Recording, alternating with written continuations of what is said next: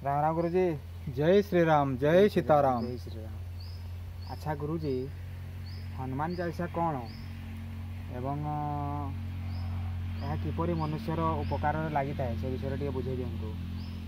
जय श्री राम। जय श्री राम, जय सीताराम। ए दुनियाटा हूँ गोटे मोह बा मायार बंधन बा भवसागर कहले कौन अत्युक्ति हेब नाही। मनुष्य तो ए मर्तलोक को आसती सत, किंतु मर्तलोक को आसिला परे से विभिन्न प्रकार कर्म लिप्त रही मोह माया आसक्ति लिप्त रही निजर से कर्म को भूली जाती।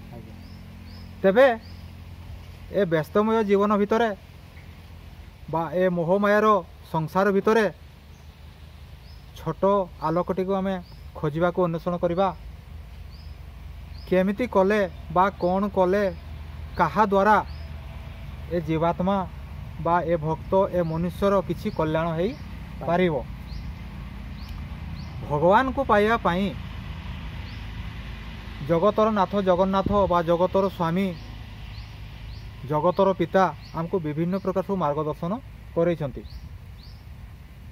तेबे विभिन्न प्रकार मार्गदर्शन भितरे एमिति भी किछि मार्गदर्शन अछि जो मार्गदर्शन मनुष्य को अति सहजरे मुक्तिर बाटर नहीं जाए। मनुष्य कहीं मर्तलोक को आसी मनुष्य जन्म हबार कारण कौन, मनुष्य जन्मार प्रकृत कारण को से खोजी पाती। तेबे दुनिया रे प्रभुंकर नाम ठू बड़ी बा भगवान को नाम ठू बड़ी श्रेष्ठ जिनस किछि नाही। दुनिया रे आपण जेते भी अर्थ उपार्जन करंतु ना कहीं, जेते भी आपण आधिपत्य विस्तार करंतु ना कहीं, आपणकर जहाँ भी थाउ ना कहीं, प्रभुंक कृपा बिना ताहा संपूर्ण निष्फल बा से संपत्तिर भोगर कौनसी मूल्य नाही। तेबे बेले बेले मनीष द्वंद्व पड़ जाए जे मु कौन करी, कौन कले मु ईश्वर को सानिध्य लाभ करि पारिबी। तेणु से विषय किसी आम आलोचना करवा जे वर्तमान आजिकार आमर प्रसंग होया जे जड़े अज्ञानी लोक कौन हनुमान चालीसा पाठ करें ना,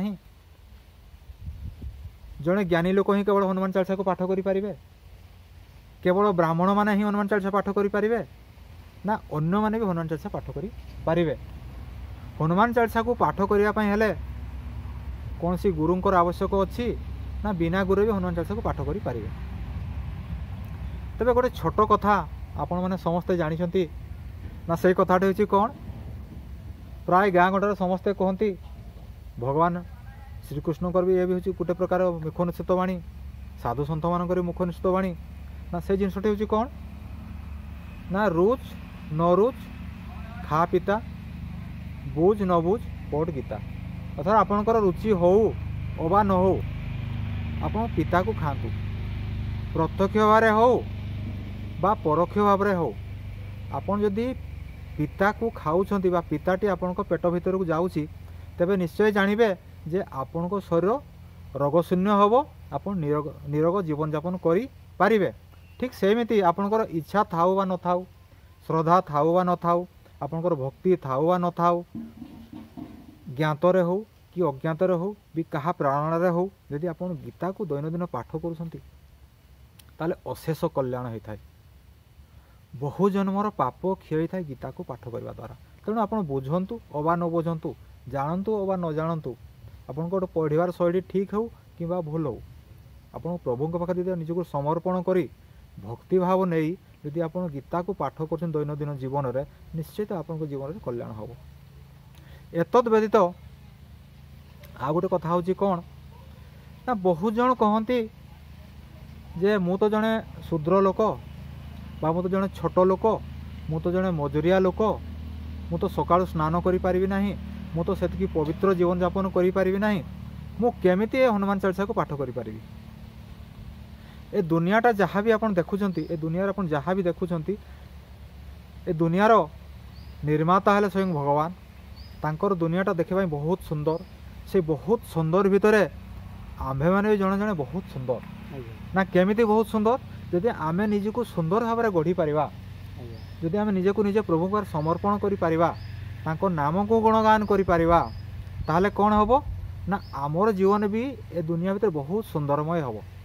ଈଶ୍ୱରଙ୍କ ସୃଷ୍ଟି ଯଦି ବହୁତ ଜିନିଷ ସବୁ ଯଦି ସୁନ୍ଦର, ତାହେଲେ ଆମେ ବି ତ ଈଶ୍ୱରଙ୍କ ସୃଷ୍ଟିର ଜଣେ ଅଂଶ ମାତ୍ର ଅଟୁ। ଆଜ୍ଞା ତ ଆମେ କାହିଁକି ସୁନ୍ଦର ନ ହେବା, ଆମେ ବି ସୁନ୍ଦର ପାରିବା। ହେଇପାରିବା।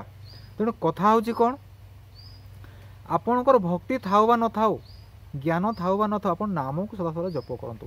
ଆପଣ ନାମକୁ କୌଣସି ଅବସ୍ଥାରେ ଜପ କରିପାରିବେ, ଖାଇ ଖାଇ, ବୁଲି ବୁଲି, ଶୋଇ ଶୋଇ, କୌଣସି ନିଜ କର୍ମ କରି କରି, ଆପଣ ଗାଡ଼ି ଚଢ଼େଇ, ଆପଣଙ୍କର ରୋଷେଇ କରି କରି, ଆପଣ ନିଜର ଦୈନନ୍ଦିନ ଜୀବନ କର୍ମ କରି ପ୍ରତ୍ୟେକ ମୁହୂର୍ତ୍ତରେ ଭଗବାନଙ୍କ ନାମକୁ ନେବେ। ତାର କାରଣ ଉଦାହରଣ ଗୋଟେ ମୋତେ ଦେଉଛି କ'ଣ ନା, ତାର ପ୍ରତ୍ୟକ୍ଷ ଉଦାହରଣ ହେଉଛି ଯେତେବେଳେ ଜୀବାତ୍ମା ଏ ଶରୀର ଛାଡ଼ି ଚାଲିଯାଏ, ବା ଜୀବ ଯେତେବେଳେ ଆତ୍ମା ଆମ ଶରୀର ଛାଡ଼ିକି ଚାଲିଯାଏ, ସେତେବେଳେ ପ୍ରଭୁଙ୍କର ଆମେ ଗୋଟେ ହିଁ ନାମକୁ ନେଇଥାଉ, ନା କ'ଣ, କୃଷ୍ଣ ନାମ ଏବଂ ରାମ ନାମ।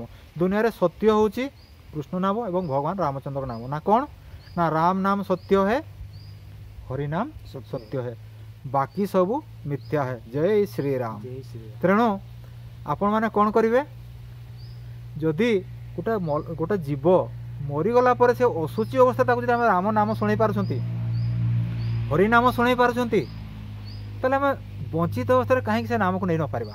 ଜୟ ଶ୍ରୀରାମ। ଜୟ ଶ୍ରୀରାମ। ତେଣୁ ଆମେ ସେ ନାମକୁ ନିଶ୍ଚୟ ନେଇପାରିବା। ଆଜ୍ଞା ତେଣୁ ନାମ ନେବାରେ ସମସ୍ତଙ୍କର ଅଧିକାର ଅଛି। ଆଜ୍ଞା ଶାସ୍ତ୍ର କୁହେ ଜଣେ ବ୍ରାହ୍ମଣ ବି ଭଗବାନଙ୍କ ନାମ ନେଇପାରିବେ, ଆଜ୍ଞା ଜଣେ କ୍ଷତ୍ରିୟ ବି ନେଇପାରିବେ, ଜଣେ ବୈଶ୍ୟ ବି ନେଇପାରିବେ, ଆଜ୍ଞା ଜଣେ ଶୁଦ୍ର ଶୂଦ୍ର ବି ନେଇପାରିବେ। ଭଗବାନଙ୍କ ନାମକୁ ନେଇପାରିବେ।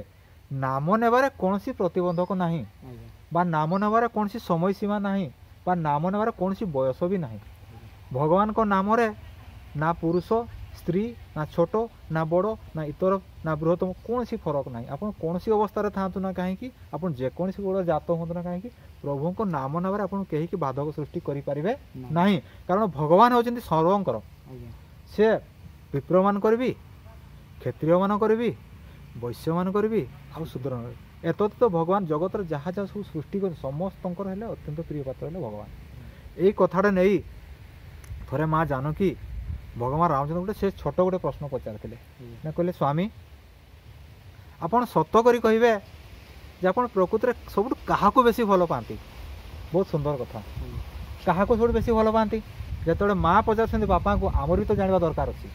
ଯେତେବେଳେ ଜଗତର ଜନନୀ ମା ଲକ୍ଷ୍ମୀ ଯେତେବେଳେ ସ୍ୱୟଂ ବିଷ୍ଣୁ ରୂପୀ ରାମକୁ ପଚାରୁଛନ୍ତି ଯେ ପ୍ରଭୁ ଆପଣ ସବୁଠୁ କାହାକୁ ବେଶୀ ଭଲ ପାଆନ୍ତି, ନିଶ୍ଚୟ ଗୋଟେ ଶୁଣିବାର ବା ଆଗ୍ରହର ପ୍ରଶ୍ନ ଆସେ ଯେ ପ୍ରକୃତରେ ପ୍ରଭୁ କାହାକୁ ବେଶୀ ଭଲ ପାଆନ୍ତି।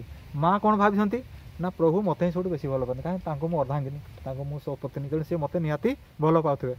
ଏହି ସମୟରେ ଭଗବାନ ଟିକେ ହସିଦେଲେ ଏବଂ ମୃଦୁ ହସରେ ସେ କହିଲେ, ଦେବୀ ସୀତେ ମୁଁ କାହାକୁ ଭଲ ପାଏ ଜାଣିଛ? ମା ସୀତା ଚୁପ୍ ରହିଲେ, କହିଲେ ହଁ ପ୍ରଭୁ ଆପଣ ହିଁ କୁହନ୍ତୁ। କହିଲେ ମୁଁ ମୋର ପରମ ସେବକ ଶ୍ରୀ ହନୁମାନଜୀଙ୍କୁ ସବୁଠୁ ଭଲ ପାଏ। ତାହେଲେ ତୁମେ ମୋ ପାଖରୁ ତାଙ୍କୁ ଅଧିକ ଭଲ ପାଅ? କହିଲା ହଁ, ମୁଁ ତୁମ ପାଖରୁ ତାଙ୍କୁ ଅଧିକ ଭଲ ପାଏ। ନା କାହିଁକି? ନା ଉତ୍ତର ହେଉଛି ବହୁତ ସହଜ, ନା ମୋ ଭିତରେ ସିଏ ଅଛନ୍ତି, ତାଙ୍କ ଭିତରେ ମୁଁ ଅଛି।